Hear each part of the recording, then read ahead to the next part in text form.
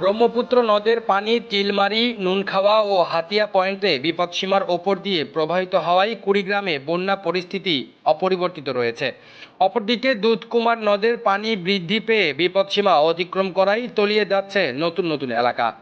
বন্যা কবলিত হয়ে পড়েছে নদ নদীর তীরবর্তী ৪১টি ইউনিয়নের নিম্নাঞ্চলের ২ শতাধিক গ্রাম। স্থানীয় জনপ্রতিনিধিদের দেওয়া তথ্য মতে প্রায় লক্ষাধিক মানুষ পানিবন্দী অবস্থায় থাকলেও কুড়িগ্রাম জেলা প্রশাসনের হিসাব মতে দুর্যোগ কবলিত হয়েছে ৬২,২০০ মানুষ।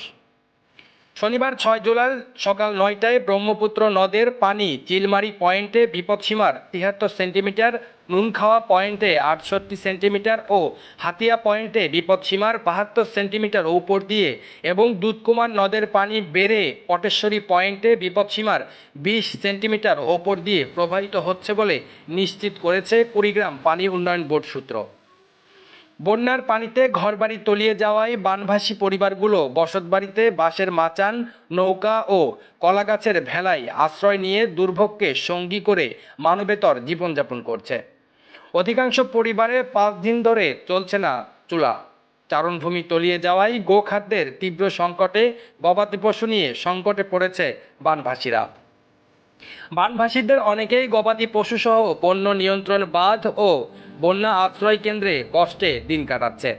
গ্রামাঞ্চলের কাঁচাপাকা সড়কগুলো বন্যার পানিতে তলিয়ে যাওয়ায় যোগাযোগ ব্যবস্থাও ভেঙে পড়েছে। বানভাসীদের মাঝে খাদ্য, বিশুদ্ধ খাবার পানি ও শুকনো খাবার এবং জ্বালানি সংকট দেখা দিয়েছে। স্যানিটেশন ব্যবস্থা ভেঙে পড়ায় চরম ভোগান্তিতে বন্যা কবলিতরা। পানি উন্নয়ন বোর্ডের নির্বাহী প্রকৌশলী মোহাম্মদ রাকিবুল হাসান জানান, জেলার ওপর দিয়ে প্রবাহিত ব্রহ্মপুত্র সহ অন্যান্য নদ নদীর পানি আরও ৪৮ ঘন্টা বৃদ্ধি অব্যাহত থাকতে পারে। ব্রহ্মপুত্রের পানি ৩টি পয়েন্টে এবং দুধকুমারের ১টি পয়েন্টে বিপদসীমার ওপর দিয়ে প্রবাহিত হচ্ছে। কুড়িগ্রাম জেলা ত্রাণ ও পুনর্বাসন কর্মকর্তা আব্দুল হাই সরকার জানান, এখন পর্যন্ত বানভাসীদের জন্য ৯ উপজেলায় ২৮২ মেট্রিক টন চাল ও ২১,৮৫,০০০ টাকা বিতরণের জন্য বরাদ্দ দেওয়া হয়েছে।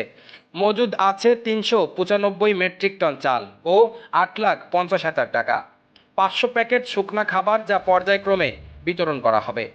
কুড়িগ্রাম জেলা প্রশাসক মোহাম্মদ সাইদুল আরিফ জানান, স্থানীয় প্রশাসন বন্যার্তদের পাশে থেকে দুর্ভোগ কমাতে সব ধরনের চেষ্টা অব্যাহত রেখেছে।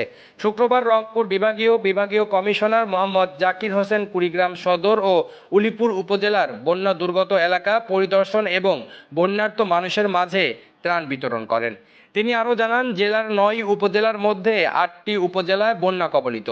৪০৪টি আশ্রয় কেন্দ্র খোলা হয়েছে। এখন পর্যন্ত বন্যা আশ্রয় কেন্দ্রে আশ্রয় নিয়েছেন ১,২৪৬ জন।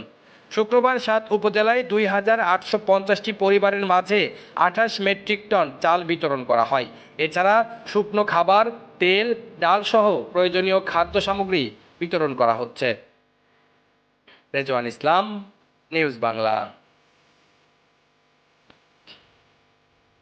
সর্বশেষ খবর পেতে আমাদের নিউজ বাংলা ইউটিউব চ্যানেলটি সাবস্ক্রাইব করুন, ফলো করুন newsbangla.net ফেসবুক পেজটি এবং ভিজিট করুন newsbangla2563.blogspot.com ওয়েবসাইটটি।